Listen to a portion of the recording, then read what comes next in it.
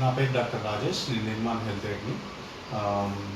ఈ రోజుల్లో ఒబేసిటీ కనుక చూసుకుంటే ఒబేసిటీ అనేది వరల్డ్ వైడ్ ఒక ఎపిడమిక్ లాగా మారిపోయింది. బికాజ్ ఆఫ్ అవర్ మన లైఫ్ స్టైల్ చేంజెస్ వల్ల కానీ, మనము తీసుకునే అల్ట్రా ప్రాసెస్డ్ ఫుడ్స్ వల్ల కానీ, వీటి వల్ల అసలు ఒబేసిటీ అంటే ఏంటంటే డిపాజిషన్ ఆఫ్ బాడీలో ఎక్కువ ఫ్యాట్ కంటెంట్ ఉండడాన్ని ఒబేసిటీగా కన్సిడర్ చేస్తాము.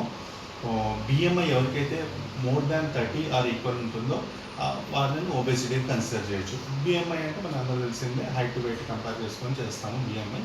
సో ఈ ఒబేసిటీ వల్ల కిడ్నీల మీద క్రానిక్ కిడ్నీ డిసీజెస్ డైరెక్ట్గా కానీ ఇండైరెక్ట్గా కానీ రావడానికి చాలా ఛాన్సెస్ ఉన్నాయి. చాలా రీసెర్చ్ పేపర్స్లో తెలిసింది.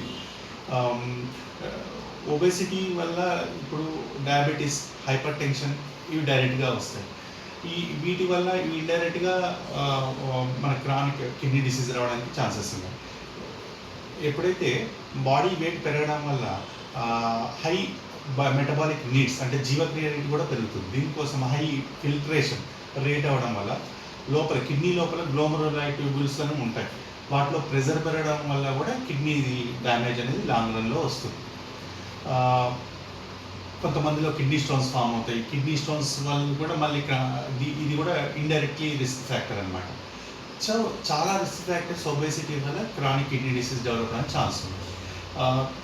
మన లైఫ్ స్టైల్ చేంజ్ చేసుకున్న, ఎక్సర్సైజెస్ అట్లాంటివి స్టార్ట్ చేసిన, రోజుకు ఒక 20 నిమిషాలు అలా వాకింగ్ అలా ఎక్సర్సైజ్ స్టార్ట్ చేసిన, అల్ట్రా ప్రాసెస్డ్ ఫుడ్స్ వీటిని అవాయిడ్ చేసిన మన ఒబేసిటీని కంట్రోల్ చేసుకోవచ్చు.